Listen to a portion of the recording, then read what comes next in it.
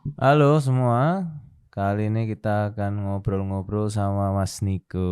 Halo. Hola, hola, hola. Gimana kabarnya? Sehat? Puji Tuhan, sehat. Sehat ya.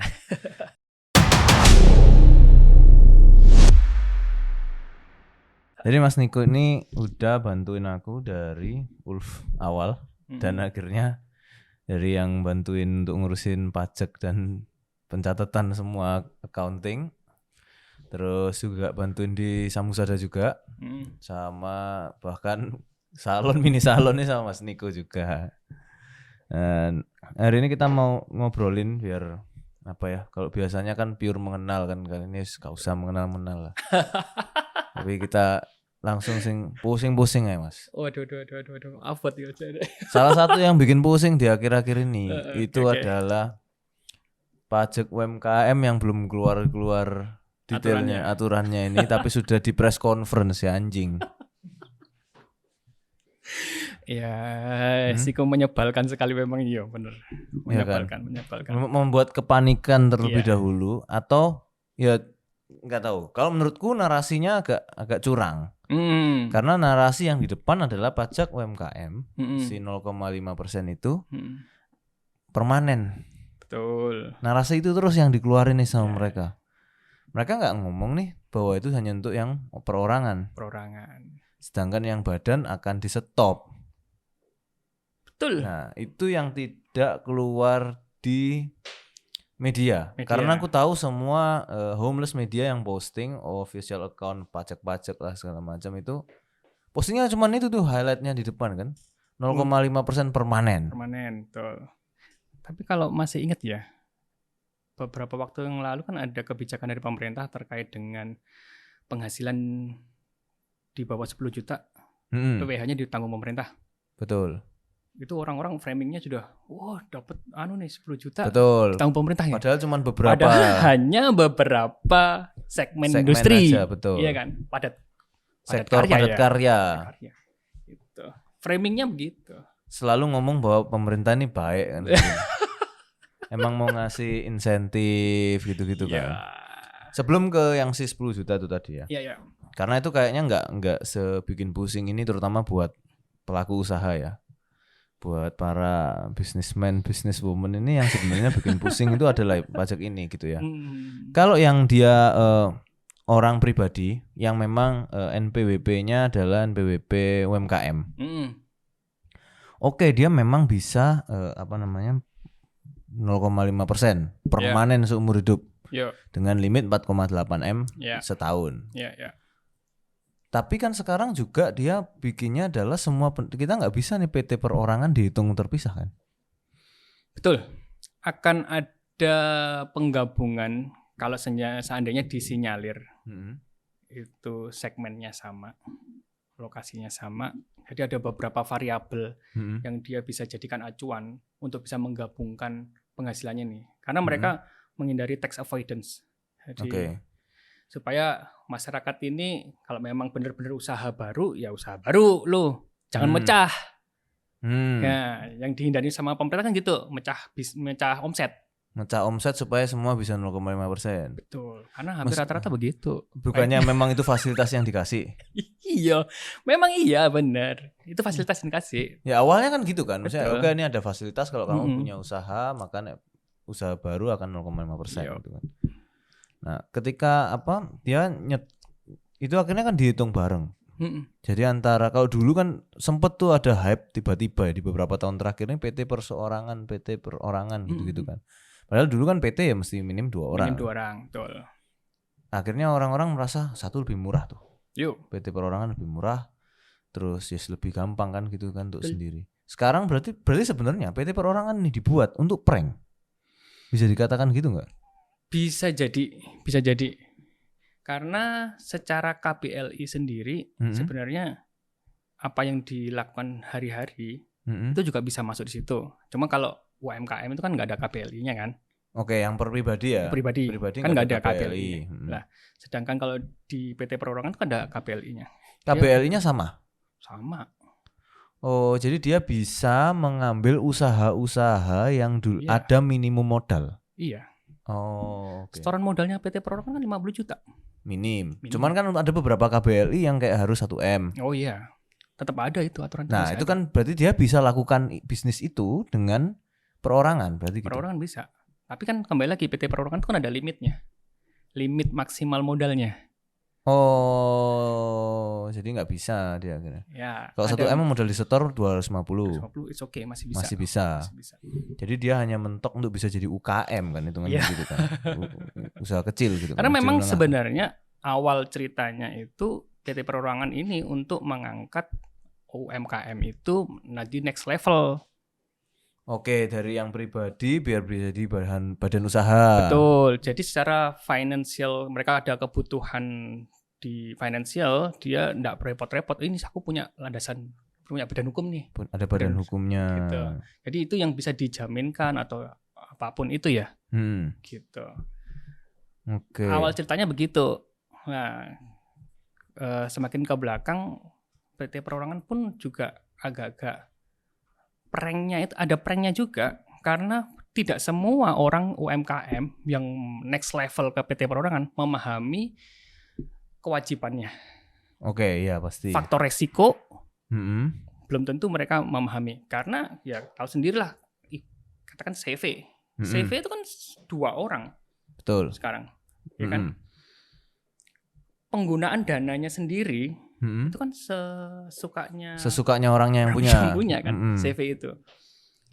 PT perorangan kan dimungkinkan seperti itu juga. Betul. Karena yang punya dia doang nih. Mau ditarik, mau disetor, mau tarik. Tapi dia sifatnya kayak PT dividen. Betul. Nggak kayak prefer. Itu yang jadi masalah ke depan. Bisa jadi karena pengetahuannya UMKM tadi, apakah sudah juga next level? Itu yang jadi pertanyaan. Jangan-jangan mereka hanya ayo jadi ikut PT perorangan, gitu kan, next level dinaikkan. Tapi kewajibannya mereka tidak bisa memahami itu faktor resikonya apa aja. Jangan-jangan ketika mereka ambil duit, sesukanya aja ambil duit, tiba-tiba ini ada pajaknya. Nah itu apakah yang memang kan kalau sekarang kan ketika itu mau nggak mau semua PT perorangan sama yang UMKM menjadiin satu kan? Secara pajak ya, dianggap sebagai income. Bisa jadi. Karena ya perorangan dianggap income semua itu, grossnya masuk ke dia semua itu. Kecuali kalau beda beda lini usaha ya. Beda lini usaha masih bisa diakalin. Masih bisa. Kalau beda lini usaha. Jadi pribadinya UMKM, PT perorangannya beda usaha. Beda usaha. Itu masih tetap bisa dihitung sebagai dua. Gitu. Oh, jadi nggak pirok-pirok prank lah ya sih. Selama lini usahanya beda.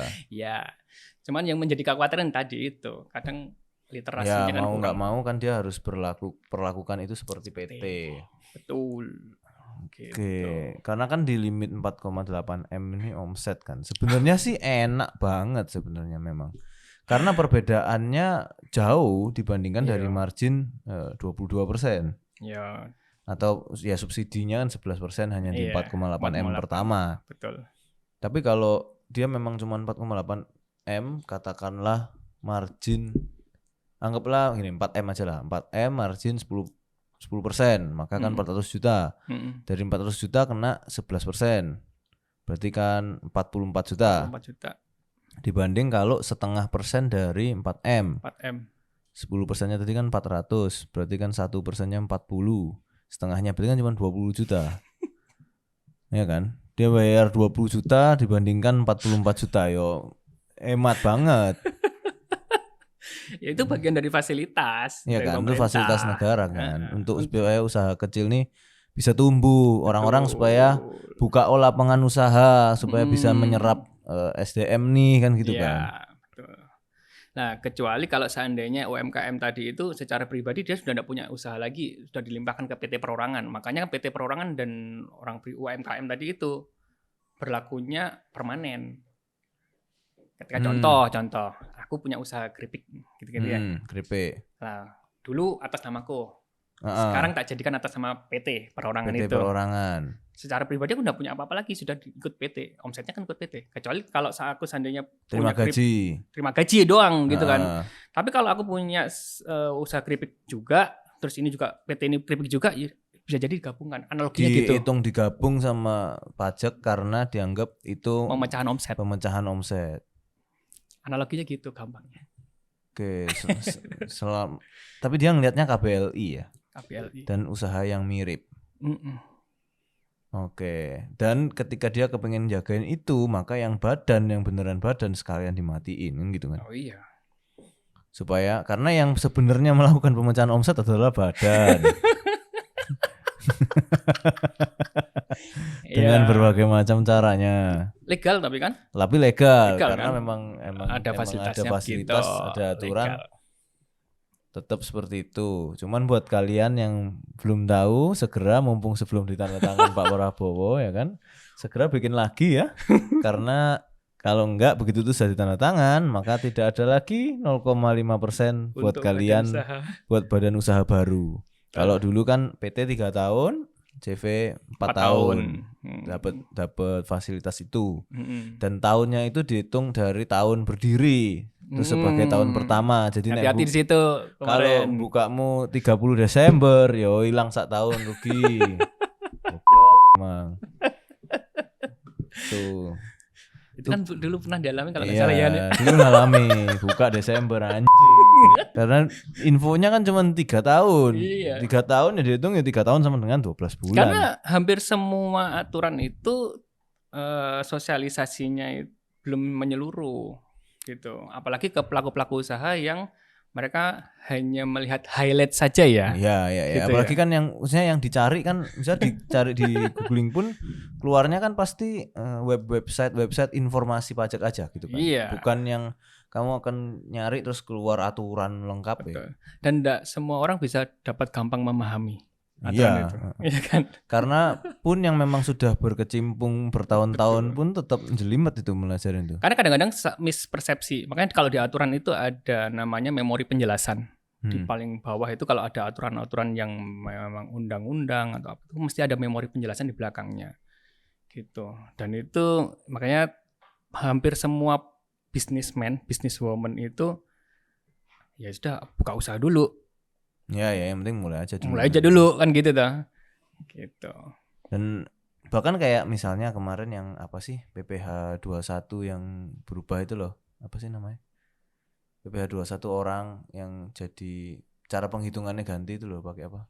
TER. Ya. Nah, itu pun aja ada sosialisasi lah, udah melok Zoom ya tetap gak ngerti ya, bingung, jelimet. Betul. Karena kalau kata di TER ya, TER itu kan acuannya dari PTKP. Sekarang untuk menentukan PTKP ada beberapa variabel. Kapan dimulainya PTKP itu? Ya, nikah katakan 2025, baru ikut TER berikutnya itu kan di 2026. Gitu. Jadi ada beberapa variabel terkait itu kapan menentukan PTKP-nya itu. Dan itu panjang banget tabelnya. Ada TER A, TER B, TER C. Ya, itu benar-benar jadinya harus kayak yang awalnya kita bisa cuma ngapalin satu rumus untuk semua. Ini gara-gara TER kan jadi harus buka buku panduan sewaktu-waktu kan. Kalau nggak ngapalin angka ngapain? Ya, sebenarnya itu kan sekarang sudah ada kalkulatornya. Iya, tapi kan jadi kayak kita harus ngecek kalkulator kan, gitu kan. Di awal itu ya sedikit rada chaos ya. Karena kan perlu biasa kalau pergantian aturan gitu kan chaosnya luar biasa. Ya sama kayak yang sekarang pajak UMKM 0,5% ini chaosnya adalah yang mau bikin usaha baru. Betul. Rugi sebenarnya, rugi setahun. Tapi kan kemarin ada info juga Desember ini banyak banget yang tiba-tiba bikin. Iya pasti, karena tiba-tiba bikin semua, mumpung masih bisa dapat 0,5%. CV sisa 3 tahun lah anggapannya gitu kan. PT sisa 2 tahun ya wes lah daripada enggak kan gitu. Betul. Ya karena memang ya berasa loh itu meskipun gak usah yang sampai 4M lah, yang 1M 2M juga berasa loh. Persentasenya beda jauh gitu loh. 1M setengah persennya berapa? 5 juta. Sekarang kan kalau misalnya jasa tuh kita dipaksa margin berapa? 18%. Kalau seandainya supaya nggak lebih bayar ya. Supaya nggak lebih bayar, seandainya semua dipotong PPh 23 nih ya kurang lebih sekitar 16-18%. 16-18%. Padahal usaha sekarang bisa margin bersih segitu. Luar biasa. Dari mana? Mungkin karena mikirnya ya kalau jasa itu adalah jasa yang setiap maksudnya kayak pertambahan nilainya itu cost-nya kecil gitu loh. Apa sih istilahnya marginal cost-nya itu rendah. Jadi kayak jual jasa yang beli banyak ya cost produksinya tetap sama karena OPEX aja. Padahal kan sekarang jasa nggak cuman OPEX aja gitu loh, ada cost-cost lain yang itu ya memang pemerintahnya nggak bisa ngitung itu gitu loh. Aturannya akhirnya ya udah dari dulu yang itu ya sudah dipukul rata lah. Ya mau nggak mau lebih bayar akhirnya. Iya, pasti hampir semua lini jasa kalau semuanya dipotong PPh ya. Ya kemungkinan besar sangat besar sekali itu pasti lebih bayar. Ya itu trik aja supaya bisa dicek. Supaya ada pemanggilan kan gitu kan. Nah masalahnya kasus juga pemanggilan banyak yang cuman minta duit kan. Ya begitulah. Karena kalau sudah masuk ke ranah ya minimal SP2DK itulah surat permintaan penjelasan data. Memang kita bisa menjelaskan data. Tapi tetap ada tersirat itu mesti ada tersiratnya. Begitu sudah dipanggil udah langsung minta kan. Nah itu kan yang kemarin Purbaya dapat laporan banyak kayak gitu. Oh iya ya benar. Ya laporkan apa nanti kita cek di mana. Aku nggak tahu hasilnya gimana ya. Nggak tahu gimana. Bener apa enggak itu? Ya karena memang banyak yang dipanggil kan. Iya. Betul. Apalagi ini akhir-akhir tahun ini ya. Karena akhir-akhir tahun ini mereka memaksimalkan penerimaan negara kan masih cuma 70 something. Ya, dari targetnya. Jadi mereka memaksimalkan data yang mereka punya untuk meningkatkan itu. Ya salah satu-satunya surat. Biar pokoknya naik kan itu. Meskipun hitungannya kan ketika disuratin akhir tahun ini masuknya tahun depan tuh. Ada yang masuk tahun ini, ada yang bisa berlanjut sampai tahun depan. In case ada case klienku tuh Agustus dapat surat baru close minggu lalu. Berapa bulan? Iya, kan maksudnya Agustus. Kalau sekarang baru disurati kan bisa jadi. Pasti sampai tahun depan lah, misalnya nggak efektif juga. Bahkan sekarang ini karena era Cortex ya, era Cortex cepet banget data itu kan. Nggak telat bayar 1 bulan PPh 25. Bulan depannya dapat surat. Oh iya memang gitu kan? Sebelumnya enggak. Telat PPh 25 ya udah biarin dulu. Tapi ini telat sebulan aja langsung keluar surat. Ya bukannya kemarin bukan tahun lalu juga sudah kayak gitu ya. Kalau telatnya sehari meskipun sudah dibayar lagi suratnya tetap datang kan? Enggak. Jadi kalau tahun-tahun sebelumnya itu mereka melihat potensinya sebenarnya. Karena yang masuk ke data mereka itu mereka bisa pilih mana yang akan dikeluarkan surat, mana yang enggak. Atau ada yang memang otomatis dari atas sudah keluar surat. Mereka tidak bisa menolak. Gitu. Nah, kalau seandainya potensi di wilayah itu, wilayah ARA itu ya, potensinya ini, angka ini katakan cuma 1 juta, cuma 1 juta aja. Tapi kalau di wilayah itu nggak ada bisnis, ya cuma itu. Itu kan gitu. Ya muncullah surat. Ya mau nggak mau memang dia yang harus ditagih, orang lain. Makanya dulu pernah ada kata-kata gini dari klien gue. Orang daerah. Orang daerah terus dia ke Surabaya, buka bisnis di Surabaya. Tak tanya, Pak, kenapa NPWP-nya dipindah ke Surabaya? Padahal KTP dan lain sebagainya masih di daerah itu. Mas, karena kalau di daerah seandainya penghasilan saya terlihat besar, saya kelihatan sendiri, Mas. Karena daerahnya daerah memang miskin. Gitu. Terlihat sendiri. Jadi walaupun dia KTP-nya daerah itu, pindahlah di Surabaya. Supaya lampunya dia enggak kelihatan. Enggak terlalu kelihatan karena sudah tersamarkan dengan lampu terangnya yang lain-lain lah. Lebih besar. Iya. Di Jakarta jauh lebih besar. Jauh besar gitu. Untung NPWP Jakarta. Enggak kelihatan.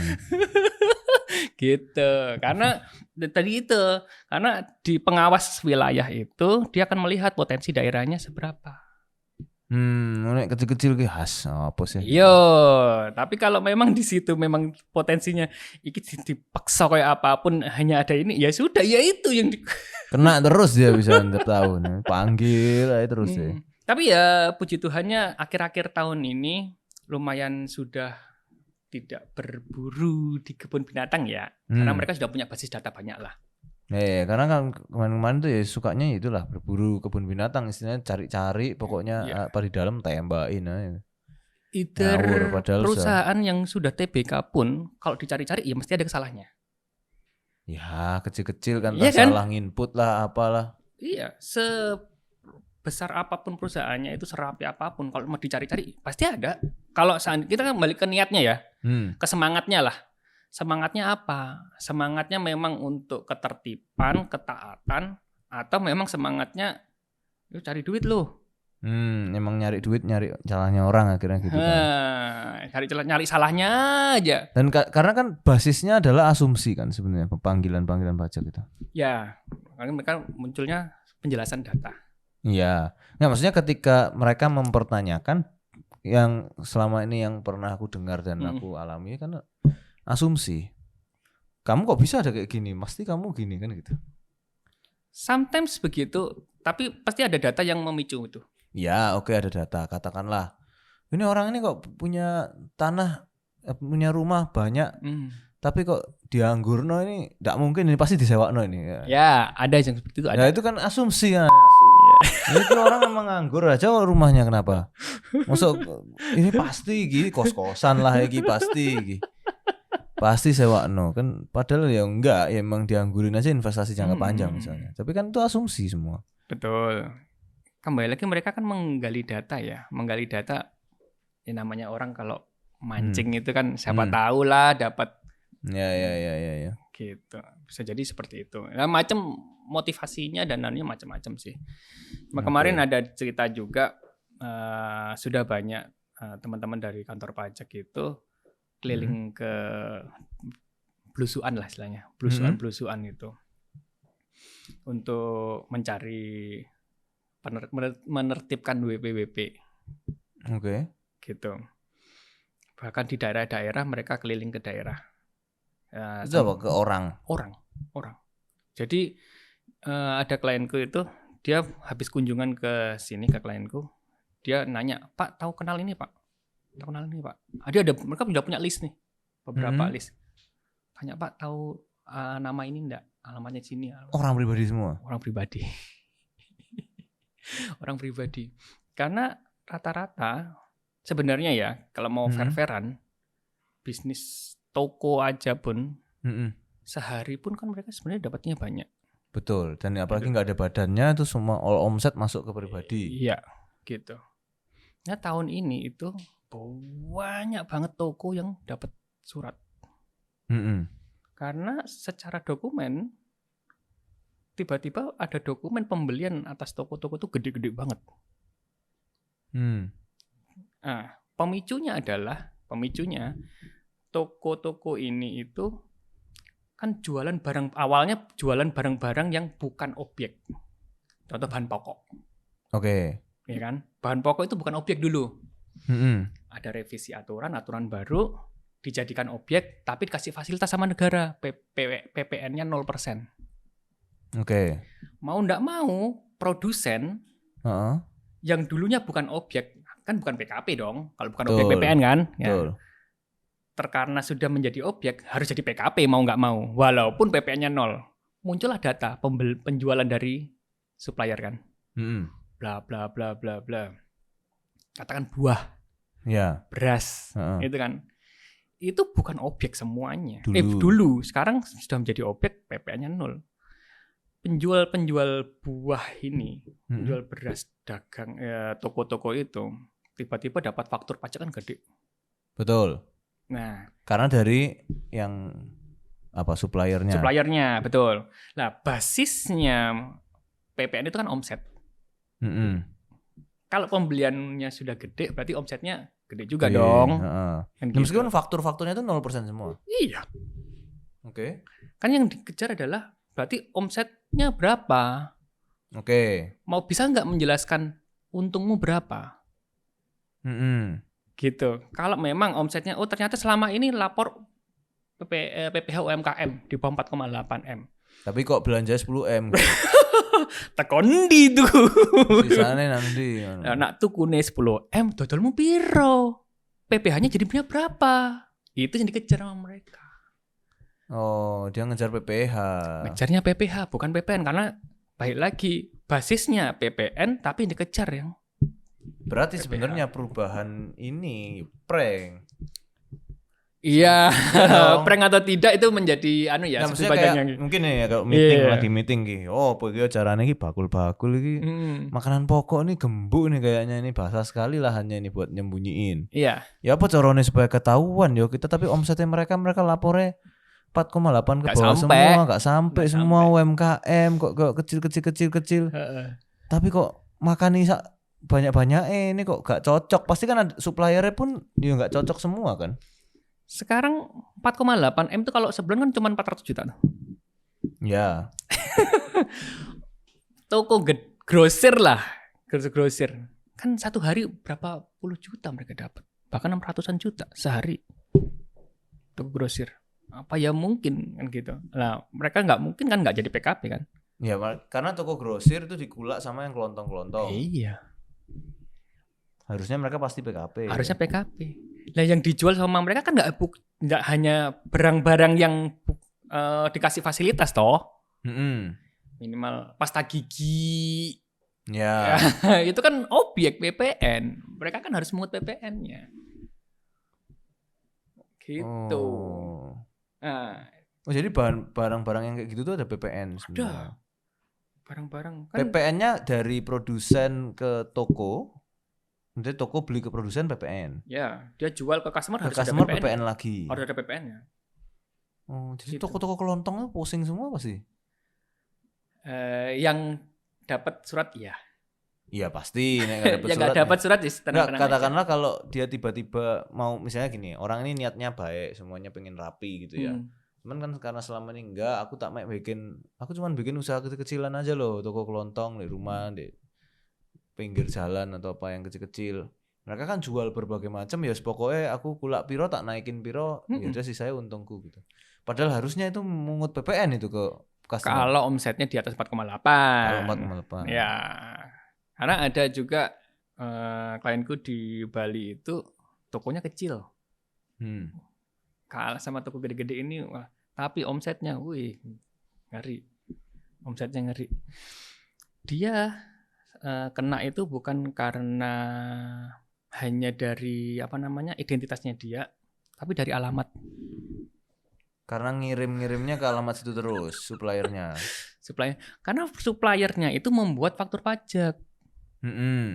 Gitu meskipun nol tadi. Meskipun nol, walaupun PPN-nya itu tidak ada PPN-nya, tetap buat faktur pajak. Gitu. Semua bahan pokok, semua barang itu namanya kalau sudah supplier itu kan pabrikan ya. Pabrikan kan enggak mungkin di bawah 4,8 toh. Betul. Mau enggak mau kan mereka harus menerbitkan faktur pajak. Karena kalau enggak ya mereka sendiri yang kena dong. Masalah sendiri kan. Walaupun sudah di distributor ya, sudah di distributor. Distributor pun kan juga PKP, pasti mau enggak mau kan gitu. Itu pun juga harus menerbitkan faktur pajak. Kalau nggak nerbitkan faktur pajak, berarti dianggap kamu nggak jualan dong. Ya. Kan gitu.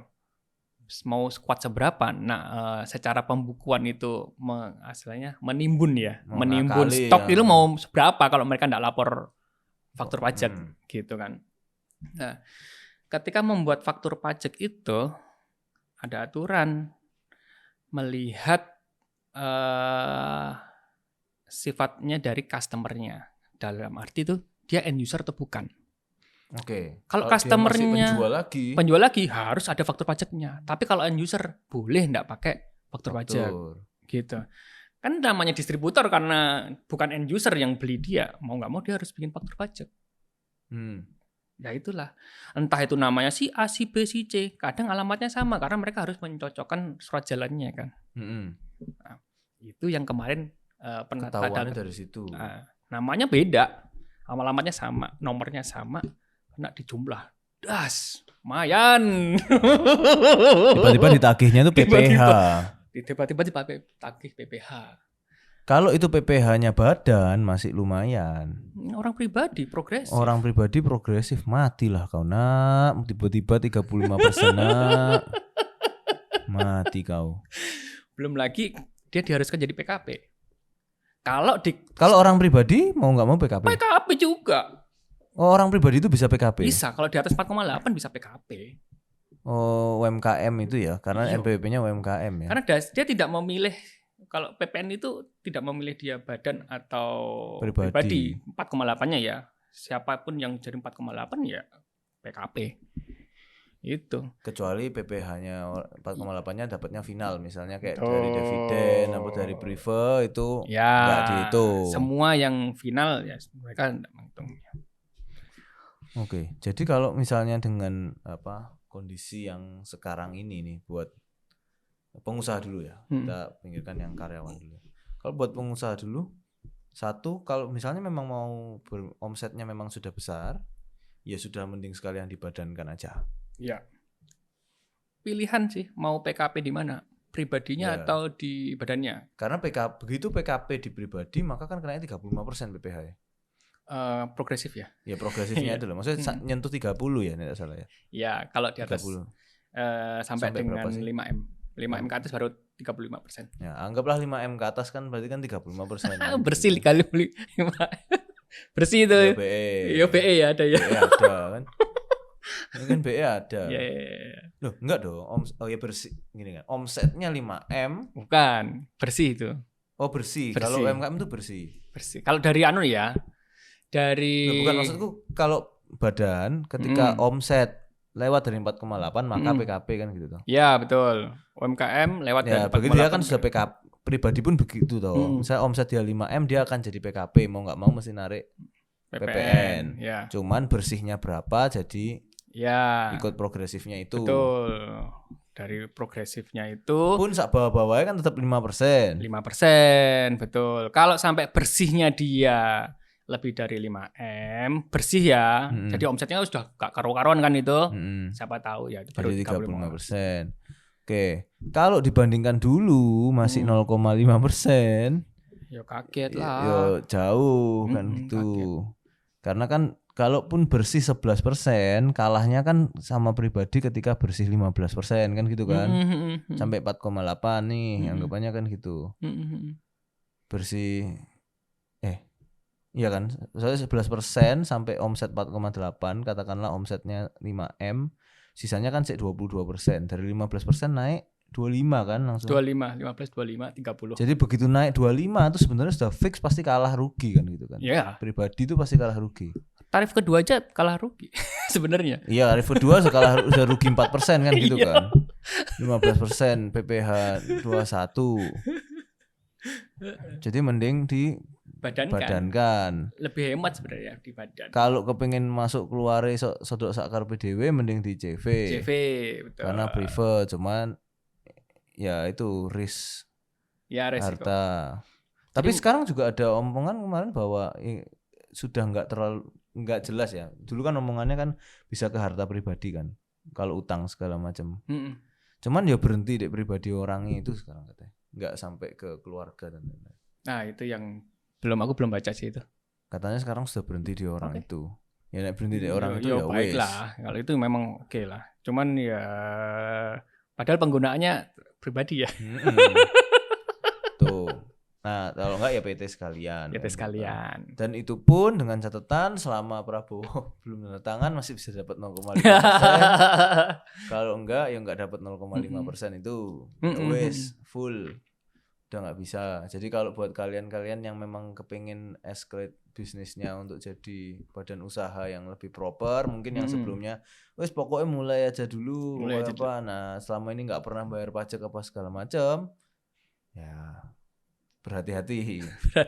Apalagi ketika sekarang sudah Cortex itu sudah integrasi antara NIK dengan NPWP. Betul. Nah berarti selama ini yang mungkin nih kadang kan usaha aja, duit terima masuk rekening aja. Tapi kan kalau ketemu sama orang pribadi mungkin nggak ada masalah ya, nggak ketahuan lah transfer. Iya. Karena nggak ada dokumen ya. Tapi begitu misalnya nanti ketemu musuhnya perusahaan. Betul. Nah itu kan akan langsung shit happen. Misalnya kamu tiba-tiba dapat bukti potong loh. Dapat bukti potong atau nggak dapat kan sekarang kan suruh cek sendiri. Oh iya. Jadi kan dia goblok aja nggak tahu, cuman diminta aja nikah kan gitu kan. Ya dikasih aja tuh Ya, nikahnya. misalnya dia nggak pernah punya NPWP nih, arek baru lulus, atau bahkan belum lulus bahkan. Kalau belum lulus kan sebenarnya hitungannya belum bekerja, tapi tiba follower dia banyak nih, biaya kampus misal, jadi influencer, mau nggak mau kan langsung dihitung bekerja kan, meskipun masih pelajar, statusnya kan berubah langsung. Dia nggak ngerti, dia merasa aku pelajaran sekolah pelajar nggak kena, ya kan, sedangkan dia urusannya oke, mungkin influencer awal-awal UMKM ditransfer sama orang pribadi semua, nggak tercatat nih, tiba-tiba ada agensi kasih campaign, masuk, pasti otomatis diminta NIK, betul. Ya kalau agensinya bener ya, kecuali agensi tidak taat pajak, karena ya jujur aja banyak yang di kreatif industri itu tidak taat pajak karena mereka tidak mengerti. Oke. Mau PH, mau agensi, ada aja yang kecil-kecil yang baru mulai ini kan kadang nggak ngerti kan.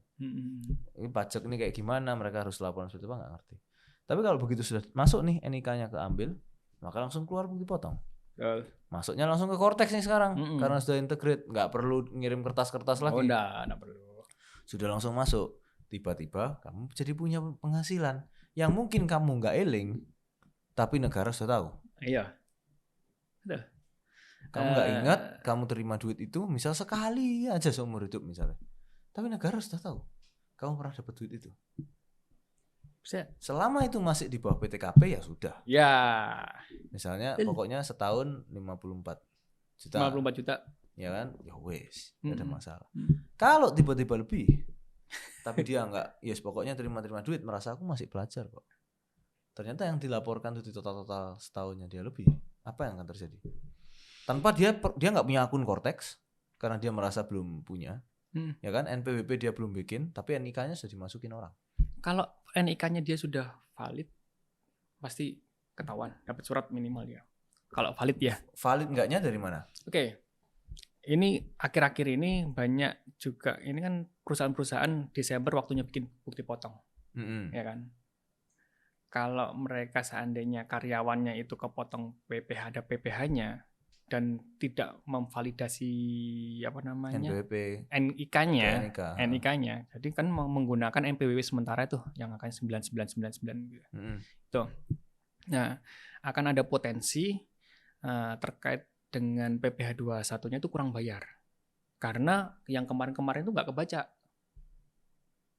Oh, oke. Jadi semua yang kemarin dikasih angka sementara itu nggak kebaca. Itu nggak akan kebaca. Nggak akan kebaca. Karena munculnya adalah penerima penghasilan. Di bukti potongnya itu hanya penerima penghasilan, NPWP-nya 9999. Gitu. Jadi either si tadi case-nya anak BE kampus tadi itu dia tidak melakukan validasi. Ya dia nggak validasi misalnya. Ya sudah, nggak ketahuan. Dia tetap nggak ketahuan. Iya. Tapi PT ini bingung. Ya enggak juga, masih dia bisa.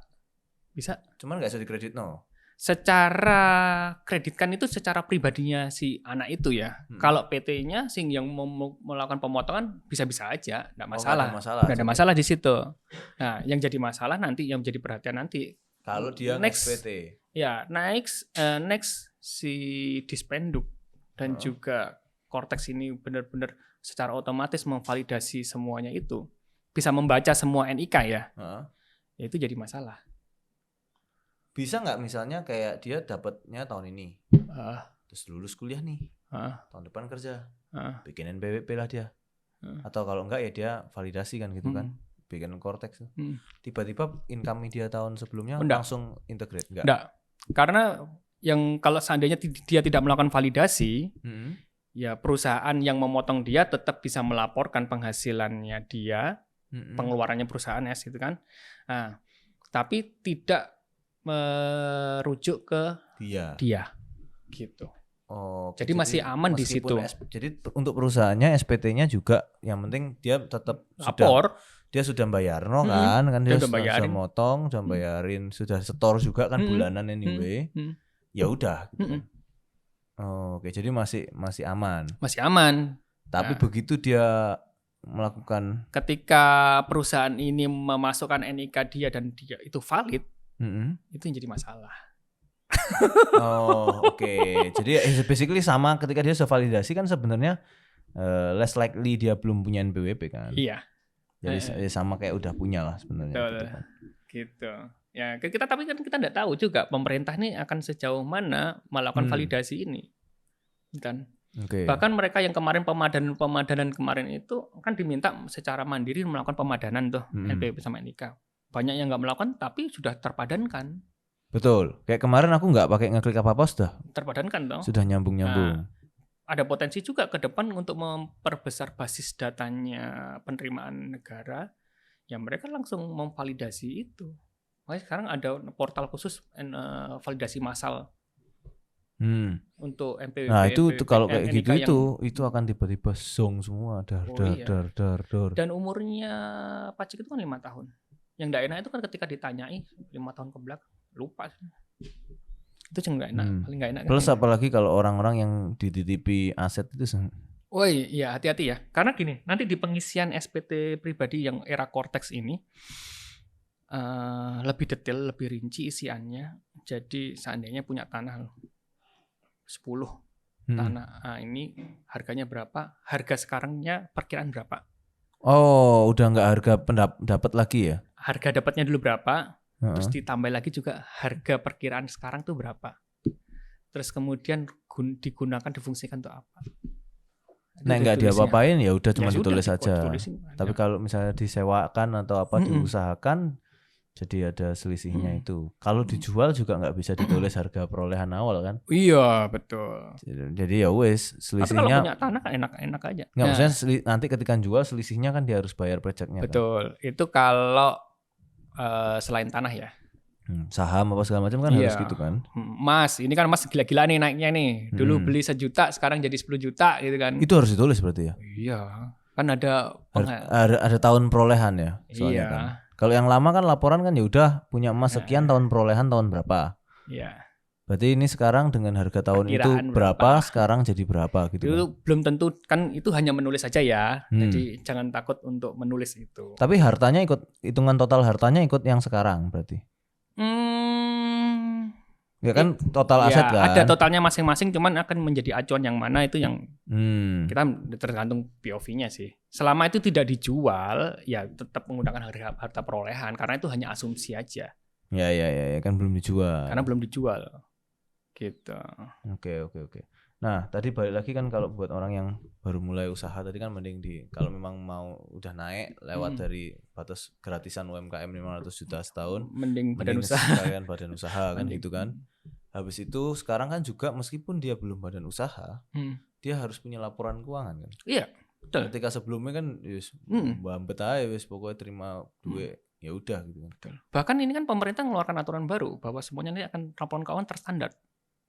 Ya mereka punya standar baru. Belum keluar tapi standar. Belum. Itu pun implementasinya juga tidak bisa serta-merta. Jadi akan ada pilot project-nya dulu nanti.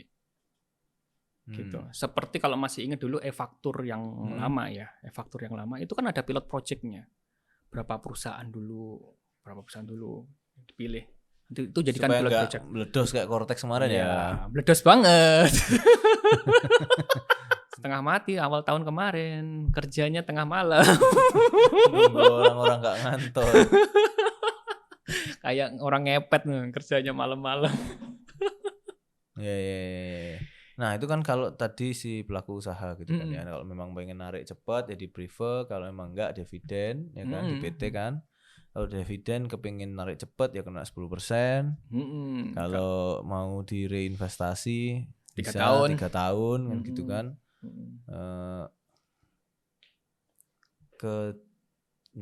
Bisa diakalin nggak? Bisa. Kalau itu diagunkan. Iya. Kemarin bisa di anu kan kayak dianggunkan. Diagunkan. Ya. Jadi kayak katakan beli emas, beli apa lu mau agunkan. Ya kasarannya sekarang kan banyak tuh kan gini kan, misalnya dibelikan rumah di sekolahin kan. Iya. Supaya dapat cash. Iya. Sama seperti itu. Terus yang penting itu kan tetap kayak reinvestasi. Iya, tetap reinvestasi. Tapi ya tetap ada bunganya kan, jangan lupa bunganya itu. Karena sampai ya, intinya ketika kebutuhannya adalah diputar lagi. Ketika kebutuhannya gitu. Kalau enggak ya memang sudah. mau dikonsumsi ya mending di reinvestasi lah. Itu kan banyak instrumennya yang nahan 3 tahun, itu kan banyak juga. Ya kasarnya LLN deposito 3 tahun ya, lah. Gitu. Itu kan aman-aman aja ketika dia tidak butuh uang uang dingin lah. Dan itu kan sebenarnya yang sudah direinvestasi 3 tahun lalu kan sudah langsung bisa Bisa lunas, gitu. bisa dipakai. Tinggal gitu. diganti angka tahun perolehan kan selesai. betul. Tahun perolehannya diganti, diupdate ke tahun ini. Betul. Selesai juga. Nah, terkait sama itu sekarang lagi banyak juga perusahaan yang ditanyai terkait dengan pembagian dividen. Kan memang secara aturan perusahaan sudah tidak ada sangkut pautnya lagi sama dividen sudah dibagi. Itu kan kembali ke pribadinya masing-masing kan, gitu. Nah, sekarang ada beberapa perusahaan tuh yang ditanyai, loh kenapa kalau dipotong? Pertanyaan apa ini kan gitu? Kan secara aturan itu sudah diserahkan ke orang pribadi masing-masing. Iya. Kenapa ditanyai perusahaan? Memancingnya begitu amat ya. Karena sebenarnya 10%-nya yang bayar kan pribadi. Tetapi ketika di laporan keuangan yang disajikan ada dividen, ya kan enggak tahu juga sih. Itu cari-cari sih. Ada beberapa perusahaan yang ditanyai seperti itu. Kenapa nggak dipotong PPh? Nah, orang dia reinvestasi kok. Nah, itu kan kayak perusahaan ini kerjaan apa sih sebenarnya, energinya kan terbuang untuk hanya ngurusin itu aja kan. Jawaban itu kan ya secara ketentuan kan pribadi masing-masing toh. Gitu loh. Akhirnya harus mintai bukti reinvestasinya dari pemegang saham. Ya. Bayangkan kalau TBK. Nggak masuk akal. Lah ya, tapi ada pertanyaan gitu tuh ada gitu loh. Ya cari-cari karena dia kepengen dapat data untuk nyerang sih yang pribadi. Karena datanya sekarang banyak banget sumber datanya dia. Ya. Nah, sekarang kan tadi kan kalau yang wirausaha, sekarang kalau karyawan. Oke. Oh, dia karyawan. Kemarin mungkin sudah berbahagia 10 juta. Yo. Berbahagia. Tolong. Tidak membaca syarat dan ketentuan berlaku. Ya karena masyarakat kan lihatnya konten, Bos. 10 juta pokoknya. 10 juta ditanggung pemerintah. Konten yang ada di sosmed kan gitu. Awalnya kan 4,5. Iya kan 54 juta kan sama dengan 4,5 per bulan kan gitu kan, tanpa THR ya hitungannya ya. Terus tiba-tiba jadi 10 juta per bulan. Seneng semua. Ternyata Horeca. Hanya Horeca aja. Sama Padat Karya. Apa sih dapet. Kayak buruh-buruh itu masih ada dapat kan? Masih. Yang penting Padat Karya dia. Gitu. Itu mereka dapat tuh 10 juta. Kalau enggak, ya enggak. Dia akan tetap dengan tarif yang sebelumnya. Yang dimana progresifnya ya tetap jalan kan gitu kan. Progresif tetap jalan seperti biasa. Kan di Indonesia juga teman-teman di bidang itu kan banyak banget kan gitu. Ya mereka merasa terbantu sih iya. Gitu. Apalagi ya lumayan ya itu. Lumayan. Yang di situ. Lumayan banget. Kan industri pariwisatanya kan gede tuh. Sebenarnya kan. Nah, itu mereka terbantu banget gitu.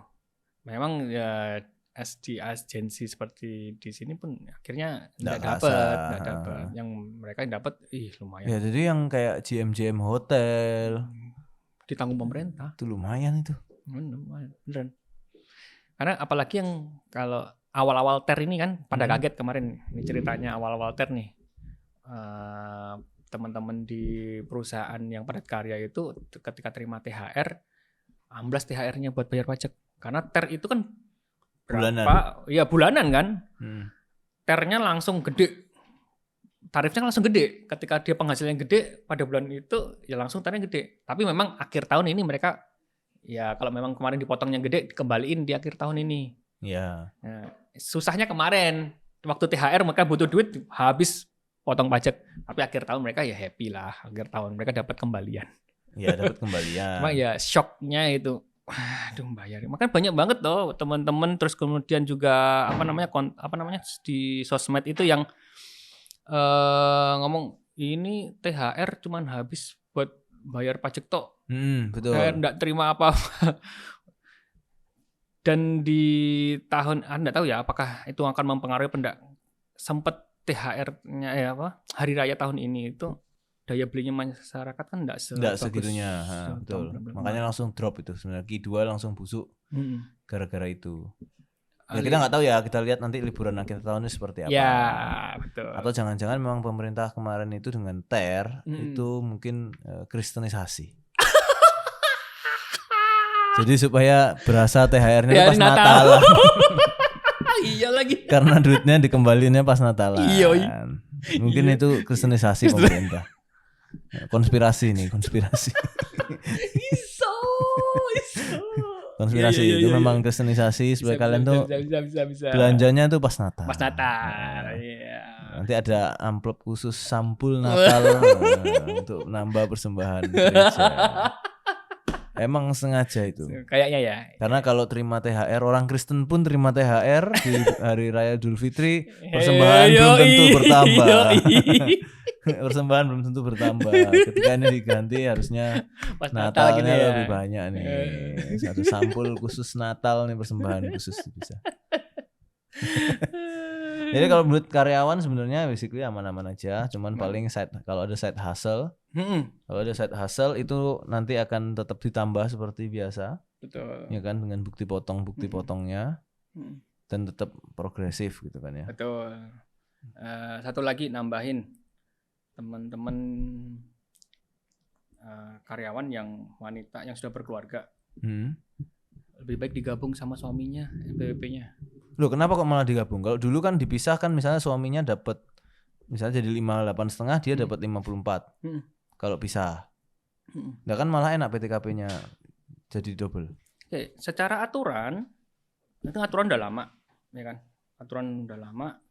Sebenarnya satu keluarga itu digabung, suami sama istri penghasilannya. Dipaksa digabung. Kalau suami tidak bekerja? Nah, kalau suami tidak bekerja kan tidak ada bukti potong.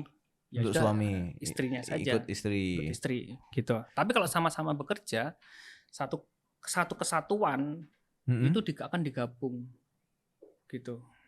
Nah, akan dibagi PPh-nya proporsional. Ada potensi mereka kurang bayar. Yang sebelumnya lapor masing-masing nggak kurang bayar nih, karena sudah dipotong masing-masing perusahaan kan. Akhirnya ketika pas SPT tahunan terakhir digabung, PTKP-nya cuma kehitung 1, maka kurang bayarnya numpuk di belakang. Bisa jadi seperti itu. Ada potensi untuk mereka ada kurang bayar. Nah, gitu. Meskipun sebelum, jadi kalau misalnya yang dapat potongan yang dibayari perusahaan ya berarti gitu kan ya. Maksudnya PPh dibayari perusahaan itu mending digabung sebenarnya. Iya. Tapi kalau beda perusahaan nih, yang cowok sama yang cewek beda kantor, itu gimana tuh? Sama, lebih baik. Yang dilaporkan adalah NPWP suami berarti gitu. Iya, nanti kan sekarang basisnya pakai NIK. Jadi NIK-nya si istrinya ada namanya NITKU. NITKU-nya suami.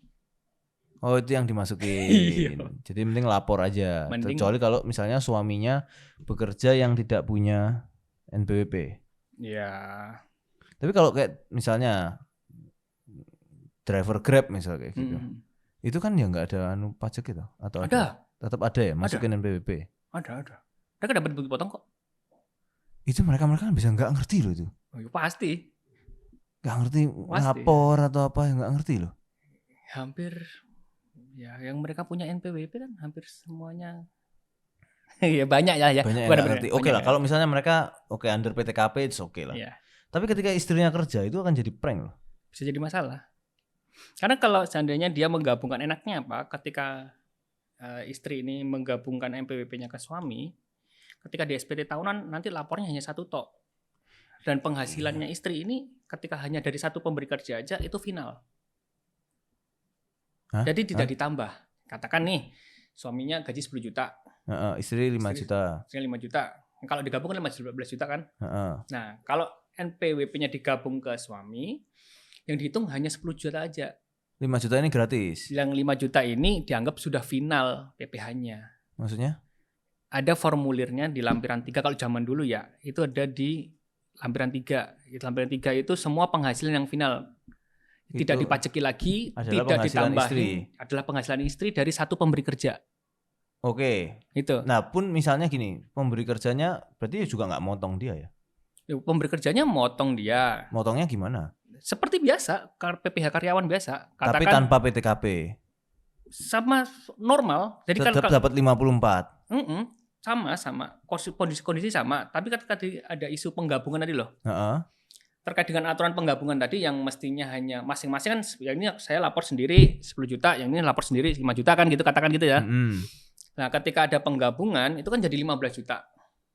Ya, harusnya PTKP-nya ini nggak usah bicara PTKP dulu, bicara ya, penggabungan dulu aja, 15 juta. Nah, 15 juta ini ketika istri menggabungkan ke suami, nggak digabung penghasilannya. Tadi yang dihitung hanya penghasilan suami aja yang dihitung. Istri hanya lapor saja. Katakan dia 5 juta, PPh-nya 100.000, ya sudah. Dia hanya lapor saja. PPh-nya tetap dihitung, dipotong 54 juta dulu. Tetap seperti normalnya. Tetapi secara pengelaporan SPT tahunan, itu tidak jadi digabung. bedanya cuma SPT tahunan. Jadi gini, ini nikah ya. Suami tadi 10 juta, berarti kan dia 120 juta, dipotong 58,5. Terus baru dihitung. Istri 5 juta, berarti kan 60 juta, dipotong 54, 6 juta kali 5%. Nah, berarti kan 300.000, ya kan 300.000 kan? Masih ada biaya jabatan dan lain sebagainya lah. Ya anggaplah pokoknya gampang-gampangannya 300.000. Dia tetap bayar nih 300.000. Iya. Tok. Iya. Yang ini juga 10 juta, 120 juta, dari 120 juta itu tok. Wes, selesai meskipun terpisah. Iya, tapi ketika itu digabung ada potensi kurang bayar karena penghasilannya dari satu, biasanya hanya ngitung satu-satu, ini ngitungnya dijadikan satu. Oke, jadi kalau pisah harta rugi malahan.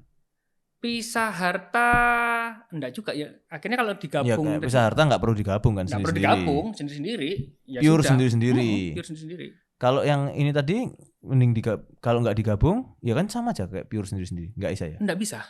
Karena ketika penghasilannya gede, ini katakan dia manajer, gajinya gede-gede nih 100 juta gitu ya.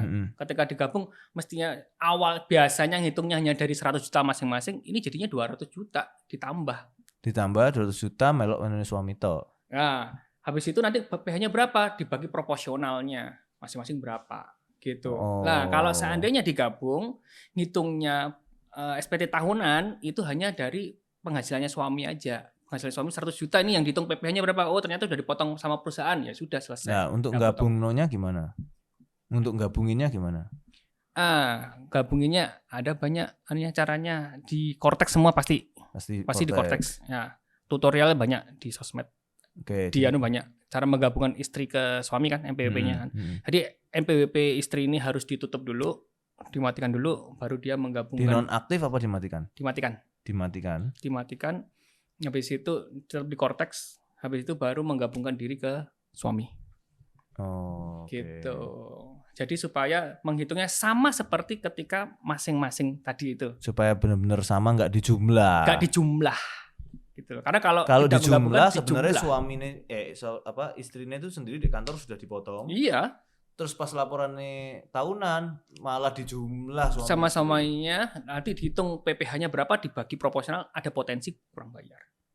Takutnya gitu. Oke, karena misalnya ya harusnya sama-sama cuman kena 5%, malah jadi kena 15%. Betul. Nah, kalau sudah digabung, penghasilan istri ini enggak ditambahkan dengan penghasilan suami. Misalnya harusnya sama-sama kena 5%, ini jadi misalnya ini ngepas nih. Misalnya gaji setahun 118 juta. Ya toh, si suami ngepas iki ngepres 5%. Mek kasih 500.000 kan? Iya. Istri penghasilan 114 juta. Ngepas iki. 110 ngepas iki 5% mesti nih DM-an. Tapi karena enggak digabung, si 110 ini bukan dipotong 54 dong. 110 namanya pindah wungkul kan? Iya, sing ke suami untuk ditotal gitu loh. Yang ditambahkan 110 kan? Totalnya ya. Iya toh, berarti 110 ditambah si 118 ini toh. Total. Jadi dia 228 juta dipotong 58,5 tok. Suami istri toh? Iya. 58,5 tok kan? Sing PTKP istrinya enggak dihitung toh? KI dihitung KI. Loh lah iya. KI. Lah ada istri 54 jadi 58,5 toh. Tanggungan, ya. Iya kan? Berarti potongnya 58,5 toh. Ada I-nya. Ada I-nya. Lah iya kan ini tambahan kan 54. Ya. Tambah I ini kan nambah 4,5 toh. Iya. Terus Nah, setelah dipotong nanti ada potensi PPh-nya berapa? Gila ya. Gitu. Makanya kan di sini 228 juta ini dipotong 58,5. Ini toh 58,5 toh kan PTKP ini? Gini. Bukan 112,5 toh? Tambah 100 PTKP-nya kan sendiri tambah I 54 lagi masuk. Oh, ini masuk juga. I-nya ini dipotong 54 tambah 58 112,5. Teknis banget ya. 218 dikurangi 100 berarti kan ada 106. 106 dipotong 60. Jadi ada 46 kali 15%. Berarti Gede, 46 kali 15%, itu selisihnya kan sebenarnya 10% dari 46 juta, maka 4,6 juta lebih banyak bayarnya. Maka kurang bayarnya kan 4,6. Mestinya dia enggak potong PP, enggak ada bayar pajak lagi. Ya harusnya kan udah mari jadi nambah 4,6 juta. Gara-gara nggak digabung. Itu kurang bayar akhirnya kan gitu ya. Itu. Okay. Malah sumpek ya. Makanya lebih baik digabung. Mending digabung. Lebih gabung. Jadi lebih enak. Ya. Terutama yang para direktur ya. Oh, yang gajinya gede-gede. Iya kan, yang gajinya gede-gede. Atau malah lebih enak gaji istri lebih besar daripada gaji suami. Waduh. Hah? Ya apa ngono iku? Iya lagi. Kalau dulu kan yang dapat PTKP suami to, istri ini kayak gak ento kon tetep anakmu 5 yo. Pancet 54. Iya lagi. Kon lek single mother yo salahmu dhewe, pokok kon tetep 54 gitu kan. Iya. Kalau dulu anakmu 5 yo anakmu 3 kan. Plus 3 kan. Yang mentok kan plus 3. Anakmu 3. Suaminya dapat tambahan fasilitas, PTKP ini naik. Istri kan kagak, tetap 54. Begitu pegat, cerai, single mother, gak ngurus kan tetap 54 kan gitu kan? Iya. Tapi kalau punya anak tambah lagi tanggungan. Oh, tanggungan ya. Iya. Kalau pegat boleh tanggungan. Boleh. Tapi kalau enggak kan istri tetap gak ngurus kan anakmu piro tetap 54. Nah, terus kalau gajinya gede ya memang secara perusahaan potong PP-nya gede, tapi nggak digabung dengan suami. Kan nggak digabung tuh. Jadinya lebih cuan istri gede. Iya lagi. Iya. Tapi dia tetap utuh pada umumnya nggak sih? Tetap dipotong pada umumnya kan? Pada umumnya dipotong seperti tetap ketentuannya normal gitu. Hanya SPT tahunannya aja nggak digabung penghasilannya. SPT tahunannya, tapi dia kan tetap tapi hartanya? Hartanya kan digabung. Hartanya digabung kan? Jadi digabung kasarnya nek mau ndelikno bisa digaji istri kan gitu? Iya. Kalau mau tiba-tiba hartanya naik-naik nggak karu-karuan adalah gaji istri. Hidup dari mana? Dari gaji suami. Iya. Gaji suaminya habis. Iya. Sisanya adalah dari gaji istri diutuh-utuhno gitu kan. Nek mau ndelik-ndelikno kan. Iki gak ditayangno kan ya. Kan, kita kan ngajarin yang baiknya seperti apa. Siapa tahu ada yang mau nakal. Kayak gitu caranya. Iya, itu kalau perusahaannya sendiri ya. Iya, kan makanya kan kalau perusahaannya sendiri, misalnya PT, isinya suami dan istri. Iya. Terus ngono ae carane betul. Atau suami owner, istri direktur. Iya lagi. Suami ini gak lapo-lapo. Ya wes kalau gitu terima kasih. Sama-sama, terima kasih. Sampai ketemu di episode berikutnya. Bye-bye. Okay.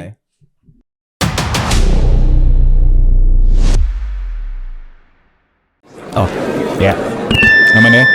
Saya intinya mengucapkan terima kasih banyak buat semua yang sudah nonton dan menikmati. Jangan lupa like, komen, dan subscribe YouTube channel kita di Ulf Media. Follow juga Instagram kami di @ulfmedia.